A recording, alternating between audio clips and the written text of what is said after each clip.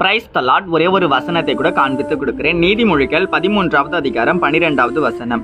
நெடுங்காலமாய் காத்திருத்தல் இருதயத்தை இளைக்க பண்ணும், விரும்பினது வரும்போது ஜீவ விருட்சம் போல் இருக்கும். இன்னைக்கு ஆண்டவர் நம்மளை பார்த்து சொல்றாருங்க, மகனே மகளே, விரும்பின காரியம் சீக்கிரமா உன் லைஃப்ல நடக்க போகுதுன்னு சொல்றாரு. விரும்பின காரியம்னா மகனே மகளே, நீங்க ரொம்ப எதிர்பார்க்குறீங்க, ரொம்ப ஆசைப்படுறீங்க. எனக்கு இந்த காரியம் நடக்குமா, எனக்கு இந்த வேலை கிடைக்குமா, எனக்கு இந்த தொழில முன்னேற்றத்தை பார்க்க முடியுமா, எனக்கெல்லாம் திருமணம் நடக்குமான்னு சொல்லி உங்க வாழ்க்கையை குறித்து, உங்க வாழ்க்கையில் இருக்க சில காரியத்தை குறித்து நீங்க நினைக்கிறீங்க பார்த்தீங்களா, ஆசைப்படுறீங்க பார்த்தீங்களா, அது எல்லாத்தையுமே இன்னைக்கு ஆண்டவர் உங்களுக்காக செய்ய போறேன்னு சொல்லி இன்னைக்கு ஆண்டவர் உங்களை பார்த்தங்க சொல்றாரு.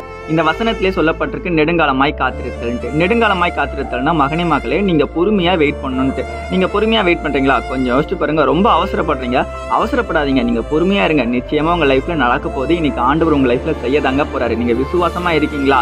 ஆண்டவருடைய சமூகத்துல பொறுமையா விசுவாசமா காத்திருக்கிற பிள்ளையா, ஜபத்துல உண்மையா இருக்கிற பிள்ளையா இருந்தீங்கன்னா நீங்க விரும்பின காரியத்தை இன்னைக்கு நீங்க பெற்றுக்கொள்ள போறீங்கன்னு சொல்றாரு.